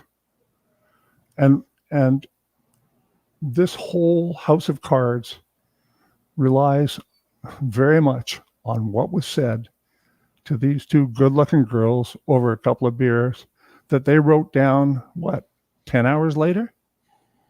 Come on. Right. There's a word for it, and every police officer who's watching this knows it. It's called scripting. But we'll get to that in another show. Absolutely. So Harrison, do you have any more questions at this point? And what are you thinking about your article and your coverage? Yeah, I mean, one thing I want to try and get from you guys, since you guys have been following it, and Donald, since you're well into this and really are honing in on the details, what do you guys think is going to happen here? Do you guys think that these men are going to get? Well, I guess the application for bail hasn't been submitted, so I guess that's not coming. But playing this out, do you guys think that they're going to try and just kick this down the road, hit that 30-month mark, and then let them go and never get their day in court? Or do you think that eventually they're going to take this in and have at it? I mean, what do you guys think is going to happen here? Well, let me start with Granny on that, and we'll work our way down. Honestly, like, this is such a bigger picture. We know what it's. Whoa, I got a dog beside me now. We know what it's attached to. This never fails. We know what it's attached to, and it's a bigger picture. And again, it's hour by hour, day by day. I'm sure they want to make it disappear, but can they make it disappear? Because the truth is with the four men. And we keep saying that. When these four men come out, the truth comes out with them. So I don't know. You're not sure. Okay, and then Danielle, what do you think it might happen here? It's been our worry for quite some time that the Crown is going to try to get pushed into that Jordan Act as much as they can, because I kind of believe that they think, well, as soon as we're over that line, we can just call it a technicality. And unfortunately, there was just way too much evidence. We couldn't process it in time. There's an excuse. It goes away. Like Granny said, well, we won't let it go away, but it doesn't get put in the books. You know, it's not law. It's not in the case law, you know. At that point, it goes down. It can go down in the public because any way they want to spin it. So it actually was mentioned in the pretrial motions when they were trying to do some scheduling, and the Crown started throwing out the dates of like next June, right? So you got to think, like, when we talk about trying to schedule a date, we've got 4 defense teams, we've got three Crown prosecutors, we've got a judge. And all of these people have other people who may also be in remand centers at the time. So there's a bit of an odd little dance that they have to do. The judge definitely was like, we need to push this along. Like, this needs to. When the dates of June started getting thrown around, he says, I don't want to let this get anywhere close to that, right? And obviously, he probably has to say that because it's his job to. But it was getting mentioned kind of earlier on when the scheduling was being talked about. And and we are kind of landing close. It is in the notes from the courtroom that the judge did confirm that, or like reiterated that the dates for the trial were, I believe it's May 27th to June 28th, so of 2024. So we're getting really, really close. And if you, like, nothing's normal with these hearings. They're going on way longer than what's considered normal. Right. And that's been apparent. The judge has made that very clear. It was clear to the new Crown prosecutor that kind of got put into play at the very end. He's like, well, why would we need 4 days for this next application? That doesn't make sense. And we're all like, oh my gosh, I don't even know if that's enough. Like, I'm a little nervous that that's even not enough for this next application, because it's just, I don't think the Crown prosecutor, it's very, very sloppy at this point. As far as organization and everything, and it's on the Crown's behalf. That was pointed out by the judge. It has become very clear. I don't like to point fingers in the court. It's become very clear about who's holding things up. You know, little things, technicalities. He's got to play a video and nothing's working, and we can't find this and we can't find that. Oh, here's another big dump of disclosure. Like, they did it twice in 3 weeks at our pretrial motions. Dumped 2 piles of disclosure on the defense, right in front of the judge. And I mean, it was hard for him not to see how this is getting pushed and pushed and pushed. So, okay. And then Don, what about you? What do you think might be the outcome based on what you've seen so far? Well, according to what we've heard, this recusal motion they used the words gross misconduct in relation to the Crown who was recused. Gross misconduct. And they also said that some RCMP officers have to lawyer up. Now, you put those two things together, frankly, I have never heard in all my years in and around the courts someone stand up and say the Crown's gone because of gross misconduct, and he is probably a witness, and he may well be a defendant. Holy smokes, that was said in court. I don't know what's going to happen this afternoon or tomorrow morning. Yeah. But these men deserve to be out on bail at the very least. They deserved a trial 6-8 months ago. And, this is all political. Bail was withheld politically. The evidence was not processed for a political reason, just to stage it. This is just one of the most disgusting cases I have ever seen. Now, I would agree with that for sure. Jason, we know that for most of this, there's been not a lot of media attention at all to what's been going on. How much has the lack of media attention, in your guys' opinion, played into the delay we're seeing now? If for example, we had Newsweek articles and American media and perhaps British media picking this up, making an example of Justin Trudeau as someone who's locking up his political prisoners, do you think that the fact that media haven't been paying attention to this has played a role into this what seems to be a serious delay?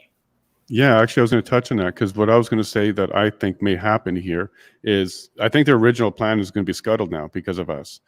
Just like in the convoy, because Viva and Zot and other people were walking around streaming, I think that scuttled their entire plans and their narrative. So I think they're going to have to redo their plans because now there's a lot more people paying attention. If we didn't do this and they had the same media, not covering it at all, I think they would have continued maybe with delays and maybe went all the way to the Jordan law and then came out and said, hey, it was a technicality, the courts, COVID. They would have blamed a bunch of reasons for delays and spun it in such a way that it looked like the guys got off on a technicality or a loophole. But now that we're covering it and the information's coming out with Newsweek, Viva, Clyde Do Something, et cetera, I think they're going to have to change their plans and their strategy and maybe take this seriously and maybe give us a real trial at this point, because I don't think we're not going to drop this. And if the trial's in 10 months, that will be 27 months that these gentlemen are in there without bail. So if they don't get bail and they're all the way to that trial date, they'll be 27 months. I don't think the world, I don't think Canada, and I don't think Alberta will just ignore this anymore. So thank you to Viva, thank you to Harrison, and thank you to everybody else who's bringing this forward, because I think, honestly, without this exposure, they may have had a different plan, which would have been to have these guys kind of quietly go away, but never really have the public understand what happened. I think that was their original plan. I remember now it was Sheila Annette Lewis's situation, which the transplant came to an abrupt resolution once there was a certain amount of traction in social media. I'm not so optimistic in terms of what happens here. I've noticed an unfortunate, it's not a pacification of the Canadian population, it's a indifference of the Canadian population for those who are even aware of it, and for those who are aware, they've justified this to themselves. Don't play stupid games, you won't win stupid prizes, not realizing this can and has happened to other people and will happen to innocent people in the future. So public outcry, I think we can highlight the abuses of the system here. The only problem is, and it was my black pill of the year, when Commissioner Rouleau came down and ratified Justin Trudeau's conduct invocation of the Emergencies Act, relying, if not heavily, virtually exclusively on the pretext of the Coutts conspiracy to commit murder to illustrate the violence. That was sort of a setback, to say the least, in terms of changing the public sentiment as to the treatment or accusations against these men. I'll be on various platforms this week, which might have an even bigger reach, and I'm going to raise bloody hell about this because it's great. It's atrocious. Like, look, they may be found. Let's assume they're found guilty. They should have had a trial by now. I happen to know what I think about these charges. They're as bogus as all of the other charges of Arta Pavlovsky. Who's the other pastor? I don't want to forget his name. Like, he's not as it's not as egregious as the other ones. It was another. Well, that's the chat. Oh, there you go. Coutts was the other one. There's three of them. These charges, those charges they're patently absurd on their face. They don't mix in any sort of meaningful violence. And notwithstanding that, people were still, lock Tamara Litch up. It makes total sense. If we let her out, she's going to talk. If we let her out, she's going to go on social media. If we let Pat King out, he's going to go on social media and organize another protest. This is the level of insanity that has infiltrated the minds of too many Canadians. So I think people need to understand this is not how even a broken system works. And if they're going to be found guilty, they ought to have been found guilty within the 18 months of their pretrial detention, and they ought to have been released like every other alleged, much more serious criminal in Canada. So the disparate treatment is inexplicable, and it should be outrageous or outrage everybody out there. So that's it. Let's see what public sentiment can do by way of raising awareness and maybe what's the word? Responsibilizing is not the word I'm thinking in French. What is it called? Making those who are supposed to be, carrying out their duties here, do it with diligence. And if they're screwing up and there's gross misconduct, make it loud and clear so that everybody knows the system is fundamentally broken and it should be held to account, not just swept under a rug. Absolutely. And Harrison, from your side, from the media side, what was your perception and why didn't you guys cover this sooner? What was kind of holding you guys back? Sorry, Jason, was that directed to me? You Yes, just cut please. out briefly. Yeah, so Harrison, why was the media, from your perspective, holding back? You guys didn't know about it? You guys thought the media ban was fully in place? What was kind of your perspective? Yeah, so from our perspective, we were under the impression, well, frankly, we didn't even really know for a while that this was the condition they were in. And then it just also ended up, as I think Viva pointed out earlier, other things come up, other things like the case of Tamara Leach, the case of these other people come up, and then you just get buried down. And then all of a sudden, you hate to say it, but you just basically almost forget about it. And of course, the very idea that Canada has political prisoners rotting away in jail without being able to face to have their day in court isn't something that we remind ourselves of. And so it's not something that we end up looking into. So it wasn't really anything other than the fact that other things had come up and this had gotten pushed down, I think, on a lot of our radar. But of course, what I don't understand is the hesitancy from these traditional large legacy media outlets, other than, of course, they're on the take from the federal government and reporting on this story accurately, the way Newsweek did, the way Viva has done, the way we just did last week at True North. That would, of course, jeopardize their bottom line. That, I think, is an astonishing reality. And so when you factor in the idea that most of us just don't even, the very idea that we can have this situation in Canada doesn't compute with for a lot of people. It doesn't even come up in our heads. And then you take the idea that these large scale legacy media outlets, they're dying, but they still have a loyal reader base, at least when they don't want to touch it, or they go the opposite side, then you really get into a dangerous situation. So it wasn't really anything other than the fact that other things had come up. But now, if ever, as I said before, now, if ever, is the time to really pay attention to this and make sure that Canadians are aware of what's going on. Jason, I'll just add one thing in here. I've had Jeremy McKenzie on multiple times where we talked about this back in the day, and it's the dearth of information that says, okay, well, there's nothing to report on. And so when something happens, the news will come up, and when we have more details, we'll talk about it. But just to hammer home something that Harrison just said, I've been talking about the insidious corruption by design in government influence over the media.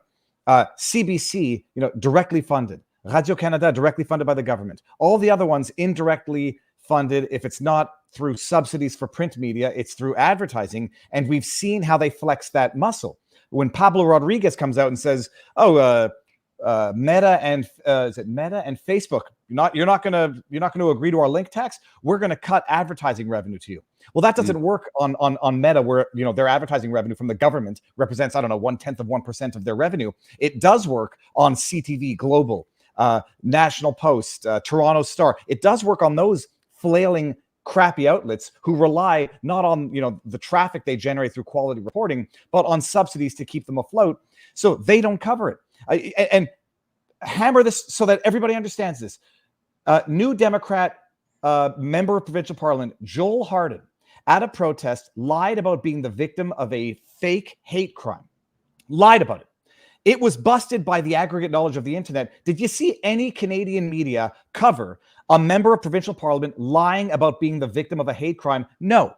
Did they help bust the story? No. It took independent media who are not reliant on government handouts for their existence, who succeed and thrive based on the accuracy of the information they provide, to call it out. The media doesn't touch it. They don't touch these stories that are embarrassing for the government. They have become the government lapdogs and not the government watchdogs. And the way that happens is you make them dependent on the government for direct and indirect subsidies, and they will never dare bite the hand that feeds them. And that's what the Canadian media has failed to do in this story and many others.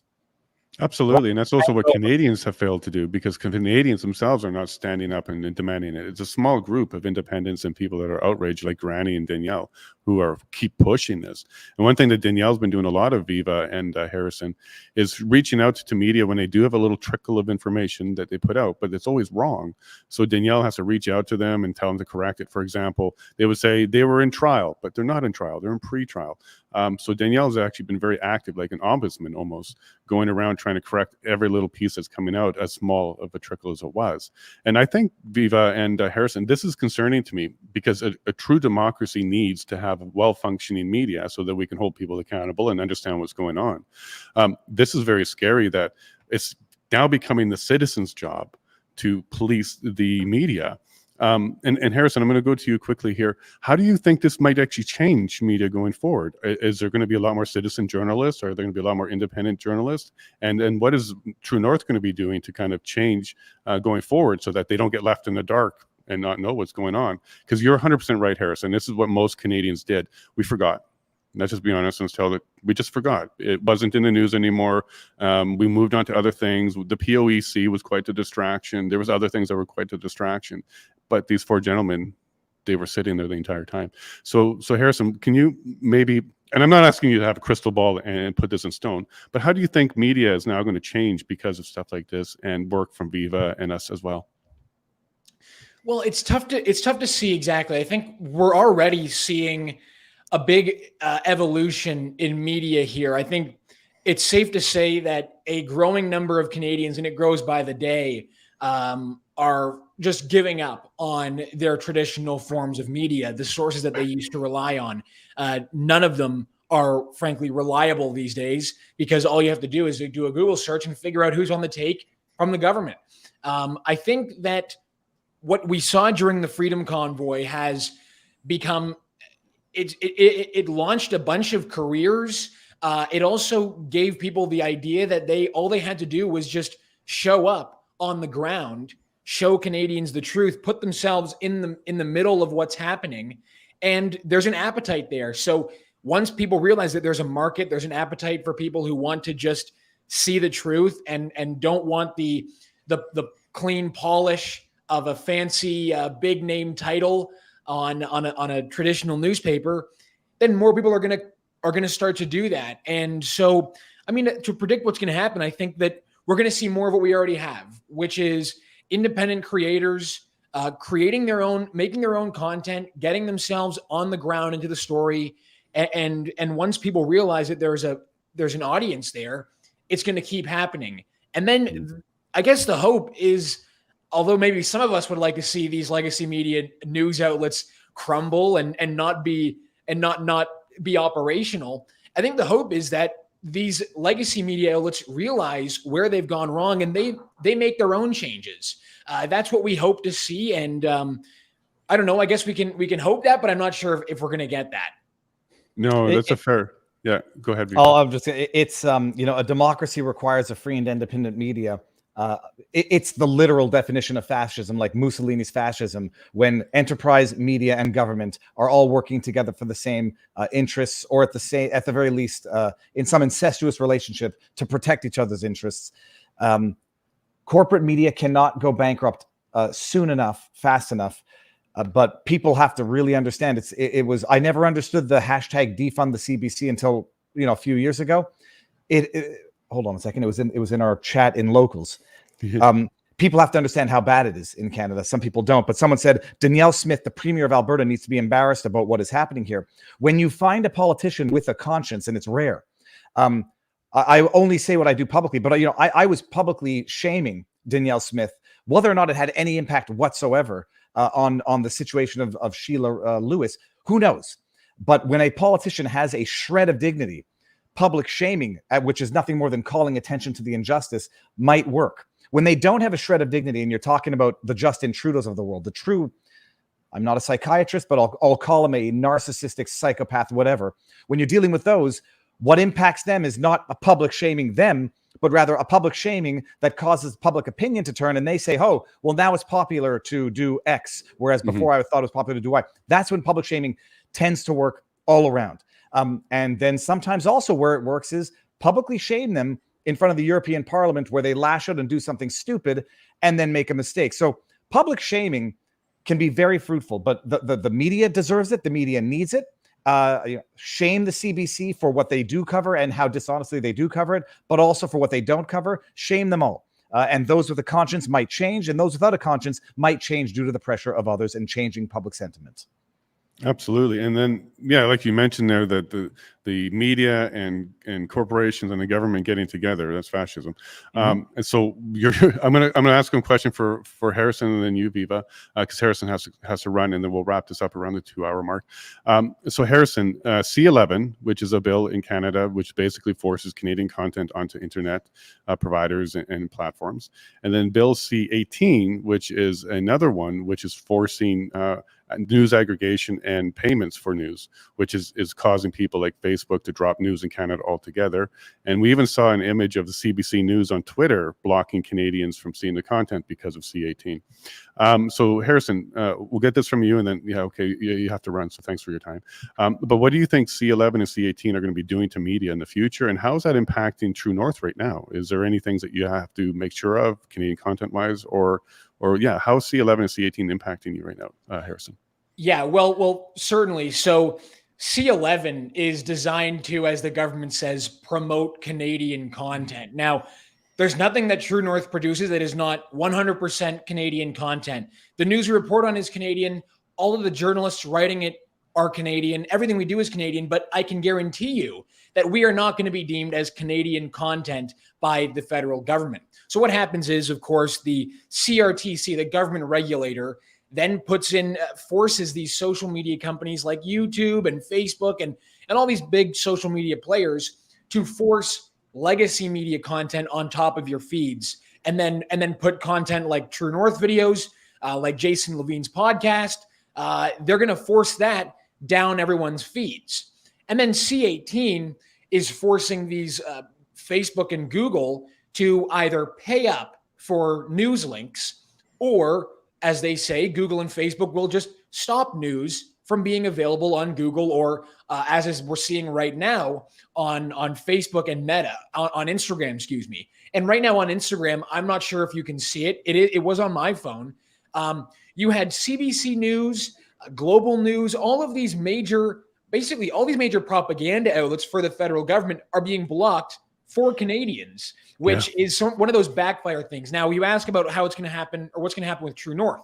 The biggest thing that is going to happen with us is that we have to reach our audience directly. So we're talking through emails and other notifications, and that actually I think is going to help legacy media in a strange way. It's going to hurt, but it might actually help us, because what it does is it actually forces our audience and ourselves to stop relying on big tech and legacy on big tech to get our audience to our work. I think that ultimately we can't trust big tech and we can't trust the legacy media. And the federal government is trying to wage this phony war against big tech, but in reality, they're both working for the same outcomes. We know that YouTube censors content that shouldn't be censored. Google, Facebook, Twitter before Elon Musk has censored content that shouldn't have been censored. And now the federal government is censoring content, reaching the same goals. It's gonna force our audience to not rely on big tech to get to our work, which I think in a long way might be good for us. But these two pieces of legislation are certainly, I think, designed to promote legacy media, promote the propaganda message, and of course, try to stop and stunt the growth of independent media like True North, like other people who are growing at a rapid pace and giving the government lots of headaches, lots of problems. They've never really had to contest with an independent media quite like this, the way they're seeing it now with all of these new outlets and all these creators. So it's no surprise we're seeing these pieces of legislation come through. There's also one more that's going to come through as well, online hate speech legislation, Right. which will basically make it illegal to post what the government determines to be hate speech. In the UK, basically what happens is cops show up at your door if you post a meme that is too close to the target. That might be deemed offensive by the police. So that's what the federal government is trying to do. It's not been introduced yet, but that has been publicly announced that the federal government is trying to do that. We're going to have this, I call it the trifecta of censorship legislation, which is really going to reshape our media landscape in this country. But hopefully it does actually stop, or hopefully it pushes the Canadian audience to not rely on big tech and go straight to the source, go straight to our sources here, which one can only hope, right? Yeah, and thank you very much for that answer. It was a wonderful answer, Harrison. A very honest one, and yeah, these are the things that we're looking at. So if you have to go, thank you very much. You want to say anything before thanks, you run? guys. It's been a pleasure, and I will be staying close to this story. Thank you. Thank you very much. We'll look forward to hearing from you, Harrison. Thank Harrison, you. see you soon. Now, Jason, I'm gonna run as well, but let me Yeah. answer another part of that question, which Harrison alluded to. That link tax. Everyone also has to understand what exactly is intended with that link tax. It was intended to compel Google and Meta, Facebook. Sorry, hold on one second. It's Meta is, I forget which is which now. It's Facebook. Meta is Facebook. Meta's Facebook. Google is Google. It was to compel them to provide a payment simply for linking through to the original source. So you go to Google, you find an article, CBC News, link to it. Oh, now Google has to pay CBC News, not for linking through to the original source. And some people say, well, why? Oh, that it was to help small news outlets. Bull crap. The small news outlets, or the ones that succeed off their own traffic, have their own revenue. It would be nice to get that, but that's not what it was for. What it was actually for, in my humble opinion, my assessment, was to find a surreptitious, indirect way to get even more money to those who would pop up in Google search results, the government subsidized MSM media that the government can no longer subsidize directly or indirectly through COVID ads and whatever. And so a third way of surreptitiously funding flailing MSN media was Bill C-18, the purpose of it. Now that they say, well, we're just not going to link through to them. Oh, who does that hurt? Well, it doesn't hurt the government subsidized media. It only hurts the more independent ones. And so it was a win-win from the government's perspective. Either they find another way of indirectly subsidizing their already fully subsidized government lackeys, or it shuts off access to information, in which case the government has even more control over who sees what in Canada. So it was a wonderful win-win situation for the government and a lose-lose for Canadians. Yeah, and the challenge for me, because I don't get to opt in or out, so I can't opt out, which means I won't be suppressed. Because what we noticed on Twitter over the last 2 months or so, there's been a dramatic drop in reach for anybody that's doing journalism. And we think that Twitter did turn on some sort of C-18 limiter, because they may have to be paying for all of these retweets and stuff. So I've noticed a dramatic drop, even as we're expanding everywhere else on Twitter. And I think that the reason the government is doing the C-18 is to slow down our reach. Without consent, we don't get to opt out. We can't say, no, we don't want the C-18 payments and protection. We want to opt out of that. We just want the natural organic reach. We don't even get that choice. And then at the same time, Viva, we don't become accredited media. So they get to put us on the C-18 list for distribution, trying to raise money for us as small independents. But yet we can't be accredited media at the same time and go into the parliament and have access. But you'll be considered Canadian content for the Online Streaming Act, where they're going to say, if it's not sufficiently Canadian, if you're talking too much about Trump, we'll downgrade you, we'll demote you. And meanwhile, CBC talking about Brittany Griner's memoir, they'll get boosted because CBC is CanCon. It's all by design. Now you're working a lot with Rumble, who kind of they relocated, I believe, because of the C-11.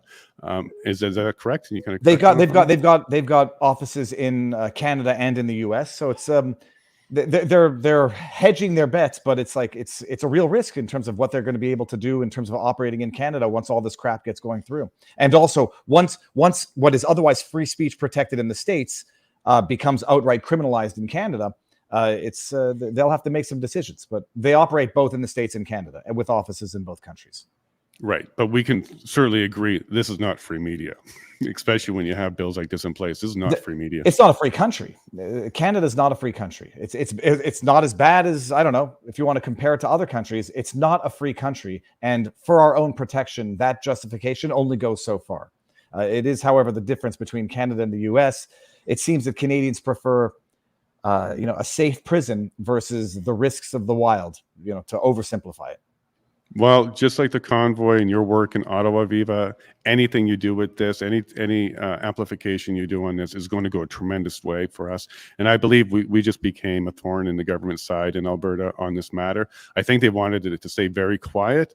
And anytime the government wants to do something, it's almost my instinct to do the opposite of it. So if they want us to be quiet, we're going to get loud. And if they want us to stay away, we're going to come close. So I'm in Lethbridge this entire week, Viva. I'll be in the court sitting with in the media section, probably sitting beside Rebel and other people. So I'll be reporting back. So I'll keep giving you the information. And if you want from time to time, I can jump on your show. You just hit me up. We'll do what we can. Absolutely. And this afternoon, there's been a bit of a delay, but I'm going live with Tamara Litch. So we're going to talk about her book and everything. And anytime I'll be live, daily as I typically do. So you pop in and out, or we do something specific on the issue. Sounds great. We'll work with whatever. We're not. There's no Bill C-111 that stops us from talking right now. So not yet. Not yet. Don't give them any ideas, right? They don't need us to give them the ideas. They're reading George Orwell. They've read 1984. They know what to do. Fair enough. It's supposed to stay fiction, but I think all libraries are moving that to fact now. So we'll check that out. Thank you very much, Viva. It was very valuable time. I really appreciate that a lot. Thank you, gentlemen. Enjoy the rest of the day, all of you. Thank you very much. Yeah, you'll take care. We'll talk to you soon, Viva. All right. Bye-bye. And then, I'm going to go to the team here. We're going to wrap up because we're almost at the 2-hour mark. So we're going to wrap up. We've got a lot of work today. We got court to get to. So I'm going to start with Danielle. So Danielle, how did you find that session? And are you feeling a little bit more optimistic that media all over the world now is really, really taking a closer look at this? Yeah, it's pretty exciting. I mean, I guess we've been in it for so long and we've been so by ourselves that we're trying to shake a little bit of bitterness off at the same time, if I'm going to be totally honest. But we're also very grateful that it is coming. It's coming for the men's, in their best interest at the right time. It's all about the timing. So I do encourage everybody to go back into Jason's, into the morning shows. Granny's been doing them for quite some time. And I encourage everybody to go back and start watching from the beginning, and there's a lot of information there. So, and moving forward. So, and keep hitting share, because that's really helping. It shows that it's a big thing. Yeah. So please do that if you can. Sharing is caring, for sure. Yeah. And Granny, do you feel more optimistic? And is Jacqueline still with you? Maybe she can say some final comments. Well, I'm standing out in the bushes right now beside the house because I couldn't get a signal again. So she's inside the trailer. I can't get to her because I'm running out of power. So yes, I'm feeling better, and I'm like Danielle. I feel I try not to focus on that people weren't here from the start, but they're here now. So we need to hang on to that. And I want to ask people to go to the Alberta Political Prisoners page on Facebook, and you can find all kinds of information about the men and what's going on. And any kind of updates will also be placed there. And if you can help out with sending some money to the e-transfer or the Give, Send, Go, please go there. Every little bit helps. And again, $5 can make a difference if 10,000 people donate. So never underestimate the small donations. They do add up. So love you all, and thank you, and keep sharing. And can you tell I've had coffee now, so I can talk. That's awesome, Granny. And then Donald, when I reached out to you, there was no viewers. There was no articles. There was nothing really going on other than Granny ringing the bell and Danielle sitting there collecting the information. Now I'm looking at the numbers between Viva streams and all our other platforms. We had over 3,000 concurrent live viewers watching this, and there's going to be hundreds of thousands of people that watch this throughout the day. And Donald, this kind of stems from your first article. So you did a bunch of research, sat with us, went through the information, dug around, read all the mainstream articles, did everything, brought it together, gave your opinion, created an article. That kicked off Newsweek. That kicked off the world. So first of all, thank you very much for taking the time to look into this. But did you ever think this would happen so quickly, that so many people would care this much and then show up daily? This is our 21st day now of doing the show, and it's been growing every single day. Did you see this coming, and how do you feel about it now that it's kind of here? I'm very optimistic. But when you reached out to me, I had no idea these guys were still in jail. These 4 men were still in jail. And I was just shocked. And then when I learned the whole situation, look, Canada has political prisoners. We've got 4 of them sitting in prison right now. They're there because they are political prisoners. And I just hope that this message keeps growing, and I'm very optimistic it will. Thank you, Don, and me as well. I think that we came in at the right time, whether it's divine intervention or it's just the way it works. We came in at the right time. Granny got connected. We decided to do a show, and at first, I think somebody may have said the comment, "Would we have enough?" Maybe, I think it might have been you, Don, that said, "Would we have enough to do here? Would we have enough for the show?" And I think you now see that not only do we have enough, it's a bit of a calling. We kind of have to do this and get this information out. Did you feel that way there, Don? Oh, absolutely. And the more we learn about this so-called evidence and the so-called magic invisible co-conspirators that were never found, yeah, we see what happened here. And we just want the world to know these men deserved a trial 8 months ago, but they sure deserve bail tomorrow. Yes. Let's see what happens. Yeah, so we're going to be reporting all week. So we'll be setting up some special shows. I won't be doing any interviews except for Friday. So on Friday, I have Dr. Peter McCullough on. So we'll continue that one because it's a very important interview about detoxing the vaccination harm. So we'll be doing that on Friday. But the rest of this week, after court, we'll go live and we'll give updates on what's going on. I've been asked now by True North, Viva, Newsweek, and possibly Fox News to continue to provide the information to them. I did reach out again to some more media today. That includes the New York Times, that includes the Edmonton Sun, that includes a whole bunch of smaller organizations that we identified. So I hope we'll continue to get this message out and continue to grow the amount of people who are amplifying this. So thank you all very much. We're going to wrap up because we've got a lot to do. We got to get ready for court. I know Granny's got to get ready. Danielle's going to be there as well. So thank you all very much. I love you all very much for being here. And I'm going to give a little special shout out here at the end. So thank you all very much. Well, folks, if you're on Viva's channel, this is the first time for you to see Good Morning with Jason. We do this every morning, 6 a.m. Mountain Time, 8 a.m. Eastern. So you can feel free to come and subscribe and join us again tomorrow. As you heard there, Viva is going to be staying on top of this. He's going to amplify this. He's your man. You know what he's here for. I see about, let me go take a look here, 2,500 people. Yeah, 2,500 people on Viva's channel watching us right now. So if you can all go and jump to my channel as well, give me a follow, give me a subscribe. You can follow me everywhere as Jason Levine MP.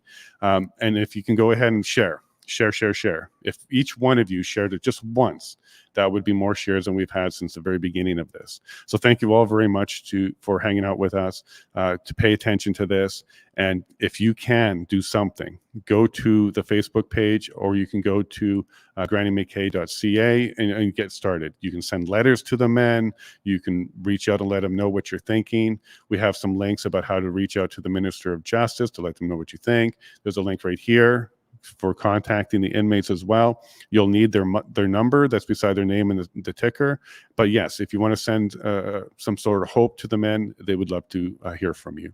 So Canada, thank you all very much. And then around the world, thank you all very much for being here today, taking the time to find out what's going on with the Coutts Four, and to know they're not forgotten. Okay, Canada. I love you all very much. Thank you very much to Viva. Thank you very much for Harrison. The cat's out of the bag now, officially. I love you, Canada, all of you. God bless.